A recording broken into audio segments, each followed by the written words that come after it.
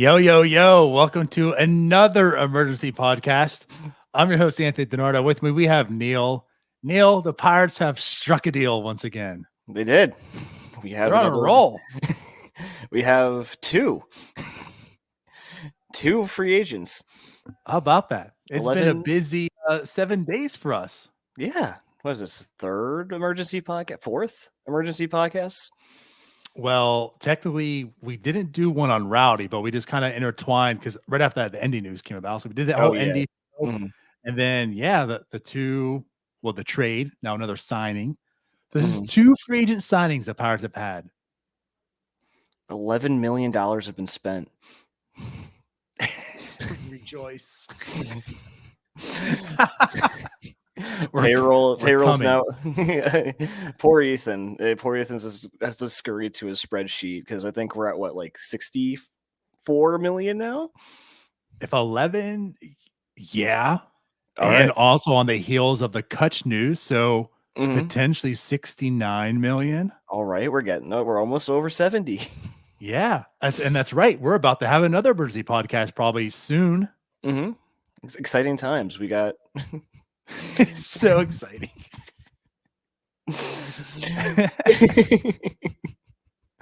But let's talk about it. So like Martin Perez. Yeah, it's another rotation arm. The Pirates desperately need it. Now it's another 1 year. Reports Jason Mackey shows 1 year, $8 million. So we still haven't broken the multi-year bank yet. That maybe there's something still behind the scenes coming. But hey, Martin Perez coming off a World Series. Yeah. Bringing in a proven winner. How about that? He comes from a winning culture. Yeah. He's interesting in some ways. 2022 was special. 190 innings. I think he was a 4-WAR pitcher. Yeah. Pretty sure he got a Cy Young votes that year, if I'm not mistaken. So there is like something to be made here, even if he really struggled last year. And not to beat around the bush, he struggled last year. He really did. Reason why he's probably only signing a 1 year deal.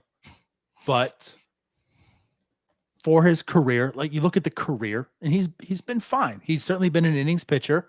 Somewhat of a pedestrian. Like you don't look at the ERA and say, okay, this guy's been a stud. Like he did have his last year, which was really, really good, like you mentioned in 2022. Outside of that, he's been good enough. But he's also pitched in Texas, a big pitcher's park, or hitter's park, I should say. So like there's some of that also. Like going to PNC, maybe a bit different. And he is a lefty. So like there's that too, another lefty pitcher. We have two now. So him, Marco are two lefties in the rotation. Right. Again, like this to me, like this is I can't say I'm excited, right? Like I don't look at it and say I am pumped up. Like they didn't go out there and sign Rodriguez, right? They didn't sign Stroman, but this is a trade or a signing that I'm good with right now. I think it needs to be like topped off with something bigger. Like I'm still waiting for that other shoe to fall where like you're getting that like really big guy in. So like, you're sticking Martin Perez and Marco Gonzalez at the back of the rotation. Like, you can live with that. If those are your 3-4 starters, then you're putting in Paul Skeens, a Jared Jones, a Quentin Priester, whatever. Like you can live with that. I just need someone bigger. But like, yes, he is a body. He can eat innings. He has a similar pitch mix to Jose Quintana. As I was doing some research about him, so like if I squint, I can see what the Pirates are going for here. I need something. And it's funny you say that because I look too, and right away you see the two seam, you see the slider, you see. I mean, he throws pretty much everything for one, so they have an arsenal to work with. But yeah, a lot of stuff that you just look and say, you know what, Pirates. 1 year, $8 million to those Pirates. I mean, that too. I mean, what's interesting is that like we got two changeup pitchers, but this guy he actually had a good fastball last year. So unlike Marco Gonzalez, like you're hoping that like that fast 4-seam fastball like actually stays, or that sinker that he throws stays good for him. That would be huge. I agree. And again, it's just like, with him going to PNC Park, you already looked at that probably should better him right away, just right away. And in that ballpark. Yeah, again, like there's multi factors to this, right? You look at the body of work. He's a major league pitcher. Again, this is where we're at. That alone entices you a little bit. Like, this is a major league caliber pitcher. So one check mark, right? Yeah. You look at the other, he's a proven veteran in that sense, not just a major leaguer, but a proven veteran. And again, like maybe it's more to me, but he comes in with, like you mentioned, the winning culture off of a World Series, just bringing that to this team again. It's much like what we talked about last year. Like the veterans they brought in, it's like they can help change his culture and such. And like, so he brings a piece of that. You look at the pitch mix and like there's nothing sexy. Like when a big drop in Ks per nine, right? I mean, he went to like a 7.5 to like a 5.5. Right? Like that's a bit worrisome. But him, Marco, like you're starting to fill out the rotation. I'm with you though. I can't say I'm a huge fan of this, but he is an upgrade over what we have. Like Martin Perez, if you like roll with him, the major league roster is better today than it was. And it's probably going to be better than like the Rich Hill signing, where Rich Hill was really just there to eat innings, not a whole lot of upside. He was just a functioning body. Like you can see what the Pirates are going for, like try to fix him up, the sinker cutter combo with the chain. Like I see what they're trying to do at the very least. Right. But I agree with that. So many soft tossing lefties on this 40-man roster. So many. Yeah. there is. But unlike a Bailey Falter, this one's proven, right? Yes. This one's gotten the job done. And gotten the job done pretty well for the most part of his career also. Yeah, miles again, better. Like, there's certainly things that I like with this, but like the way you described it, and I'll kind of cap it off here. The way I look at this is it's like the Cardinals, like when they got Lance Lynn and Kyle Gibson. Now, Marco Gonzalez isn't either of those two. We hope he could, right?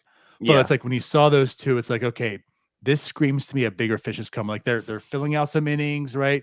But if they got another big fish, this makes a lot of sense. They got Sonny Gray, and it made a lot of sense.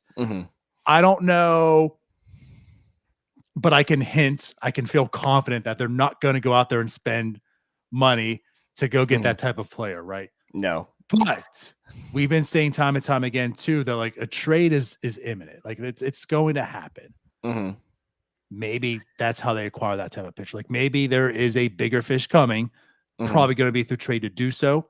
But like if that were to happen, it is Keller, whoever that person is, Martin Perez, Marco Gonzalez, and then whatever till like Skeens eventually comes up or whatnot. Okay. Like you're talking about, now you're starting to see a vision. Yeah.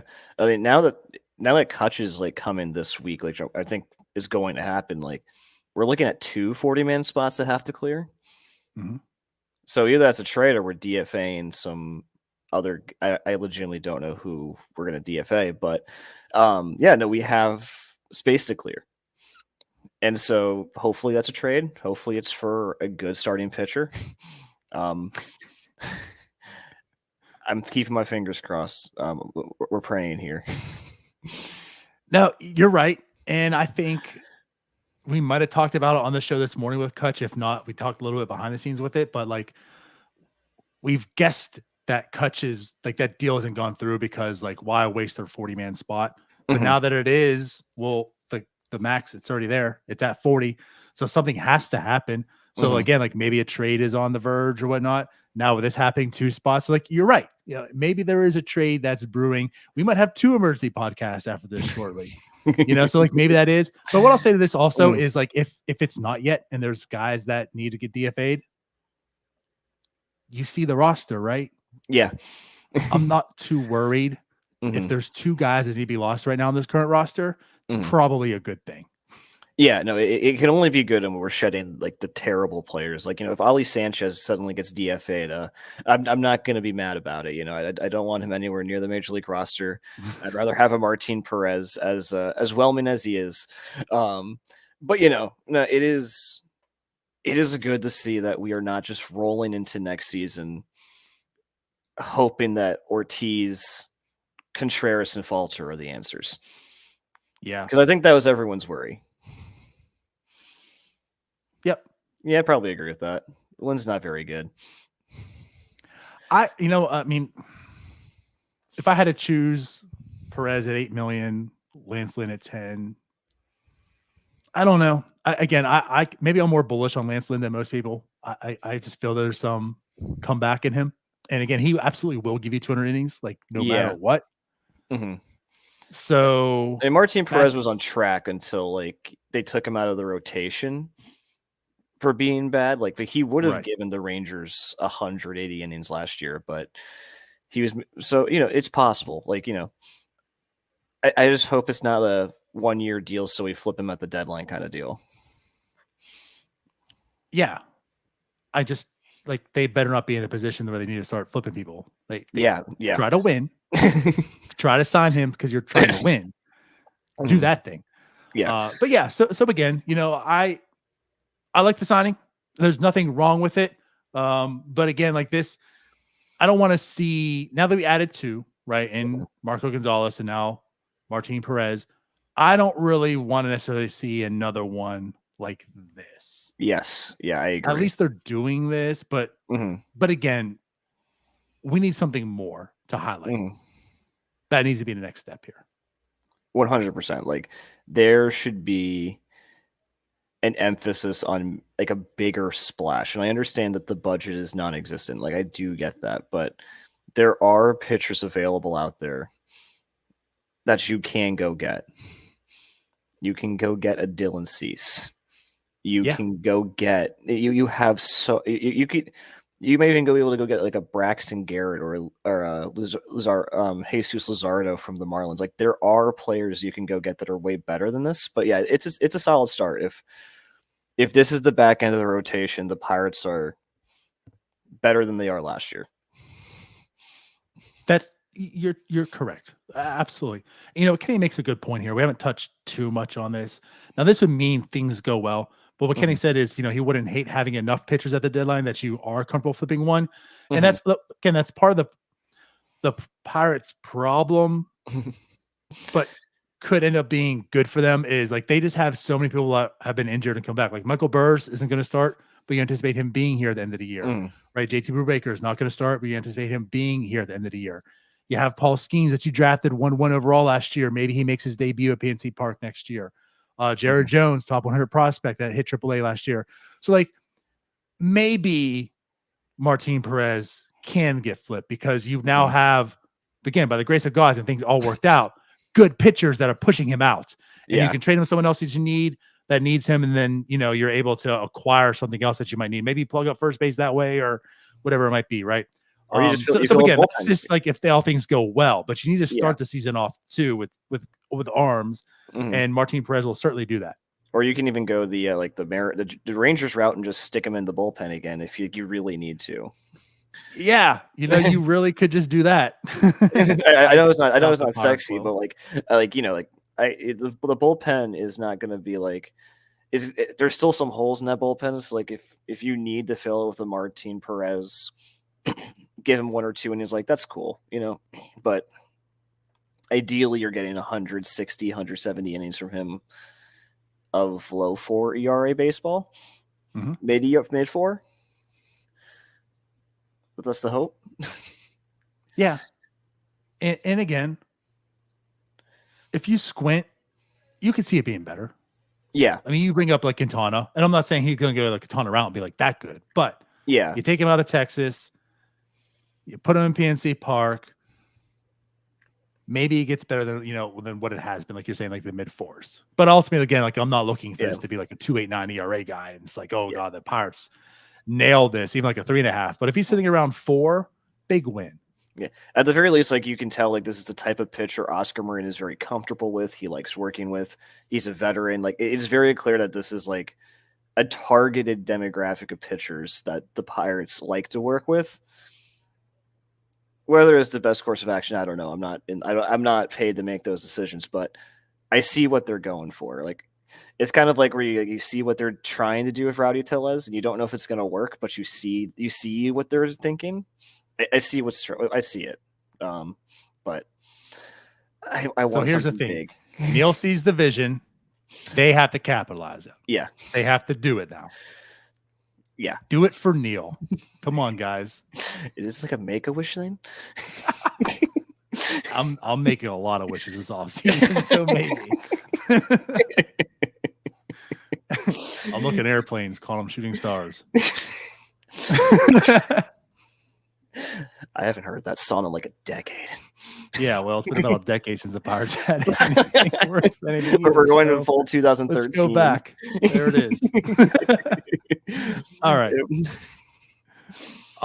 So I'll say this. Anything else you want to add on or discuss? I think I got everything. Yeah. You know, I hope I'm wrong. I hope that I turned out to like Martin Perez more than I currently do. Let's see if Oscar Marin is going to work his magic. There it is. So that's it.